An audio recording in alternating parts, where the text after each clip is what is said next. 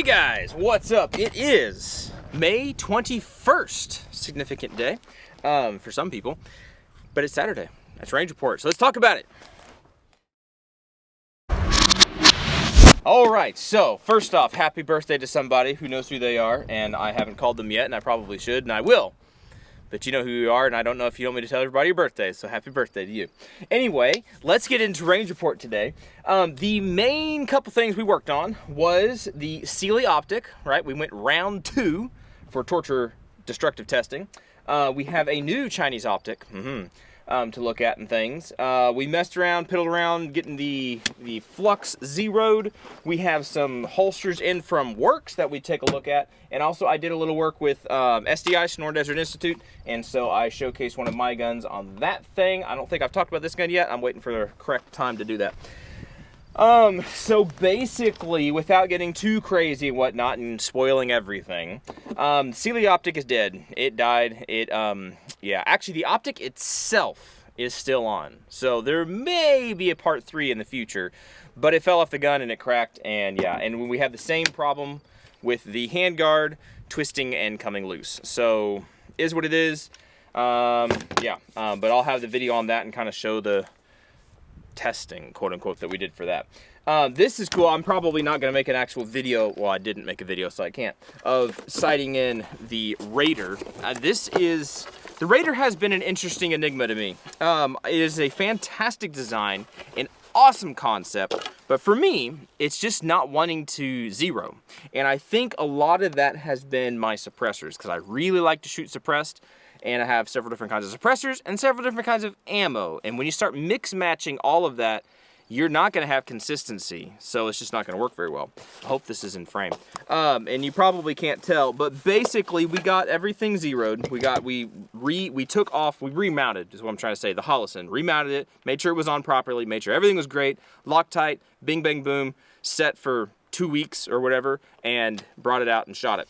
And we shot around a little bit, finally got it zeroed into this big triangle here. That was 5 shots, right? We put the Omega 9K suppressor on it and we shot 5 shots, and we have 1, 2, 3, 4. I don't know where 5 went.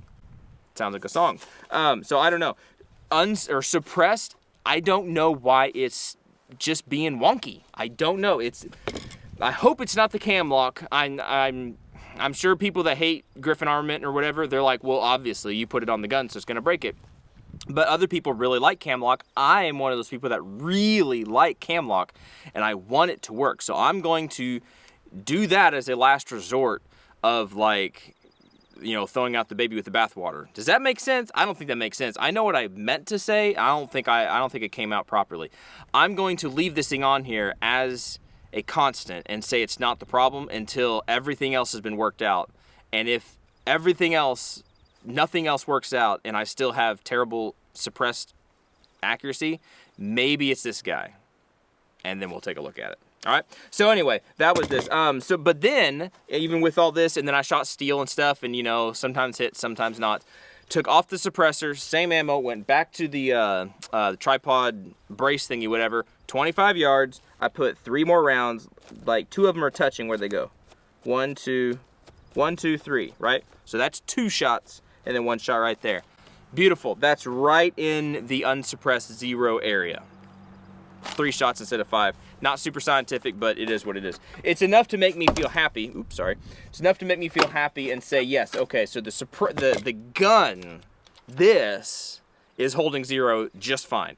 It's when I throw the variable of different kinds of suppressors and things on there, then it needs, you know, a little whatever kind of stuff. And as far as I know, this has never been an intended design thing to be long range precision. Even 100 yard. This is a close, it's a pistol. This is a glorified pistol, basically. So pistol distances, 25 yards and in. That's not true, but that's what I'm saying. And so it says 0 to 25, so anything within 25, I just need to learn my holdovers and whatnot and stuff for when I get close, because that's a big height over bore. Training, that's all I need is training. That was that guy. Let's see, we did do this. We shot this a little bit with the, this is my SIG MCX Legacy upper. We shot it a little bit. We shot the I already put it away. The Sandman K actually sounds really nice with a piston system. I mean, it is right there. But if you talk about taking the edge off and just still sounding decent, yeah, it's really nice. I bet putting the 556 end cap would be good. I know putting the e-brake would be really good. But anyway, that wasn't what we were testing. We were testing this little optic from Fiatchi. Brought this guy out. I did not do a full-blown review of this per se. I'm just kind of doing an infomercial because I don't feel comfortable getting something like this and then trying to pedal it, if you know what I mean. So I am just going to infomercially talk about it in a way, talk about some things and stuff on it, whatever, but by no means am I endorsing this product, okay? I want to make sure everybody understands that. But the gun cycled beautifully. It was great. I was shot most of the time out of a tripod, but suppressed and everything, it did what it needed to do. And I think, yeah, the work stuff, we did work on this. I need to do a lot of dry practice with the SIG 320, the M17 slide. I put this optic on here and I butchered this job. If I had done this for somebody else, I would owe them new parts. It's terrible. But all that being said, I mean, the gun cycled fine, right? I didn't try to put it on paper and like zero it. I just did a little shooting and stuff, just kind of getting comfortable with it. It is a learning curve. It's been a hot minute since I've come out and shot this. Big difference when you have like this and you're shooting with a regular optic, you know, and to normal distances, you know, from your eye that you're used to. I don't know. This,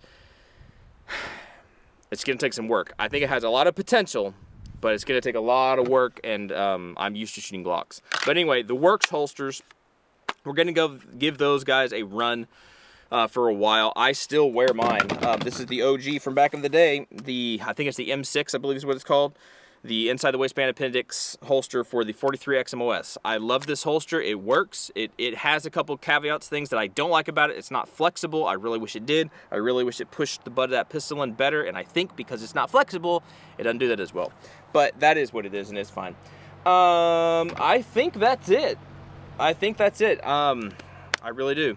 So anyway, I'm gonna wrap this thing up. It's so crazy how fast it can go from negative what degree weather to now all the snow is gone, at least down here. There's still some up in the mountains and whatnot and stuff. And it's 61 degrees and I'm sweating. It's weird how just crazy it is. But anyway, I'm gonna get out of here. I hope you guys found that interesting and helpful. If you want to support the channel, I'm done with the information. Now I'm just gonna talk about myself. So if you want to stick around, stick around. But if you want to support the channel in a monetarily way, whatever. Patreon, that's the best way to do it. I have a couple different little tiers on there, and basically they all get you the same thing. It just depends on how much you want to support. But basically that money goes straight into buying bullets and gas and all that stuff, and you know, food to feed my face and whatnot. But that's where that stuff goes to, and in return I try to give you guys an extra video a week, like a current up-to-date video. So different things, the videos and stuff that I talked about, those should be released early to the Patreon people, plus some other projects and things that I work on, and you guys will get to know like what's actually going on, right? What new stuff do we have coming in? What projects are we considering, you know, and whatnot? And you can weigh in on that kind of stuff. I mean, there's not too many people over there, so your opinions go a long way over there. Anyway, the other stuff we got is Teespring. If you want to buy merch, hats, shirt, things, whatever, we have links to that stuff down below if you want to do that. And then we're on Instagram, right? We're on Rumble. We're on Gunstreamer, right? All those links are down below if you want to check that stuff out. We're done. That is it. Y'all be good. You be safe. I probably will not see you next weekend because I have other things going on, but maybe the weekend after that we will see you, hopefully. And hopefully between then we'll see you in some fun videos and stuff. All right, y'all take care and catch you later.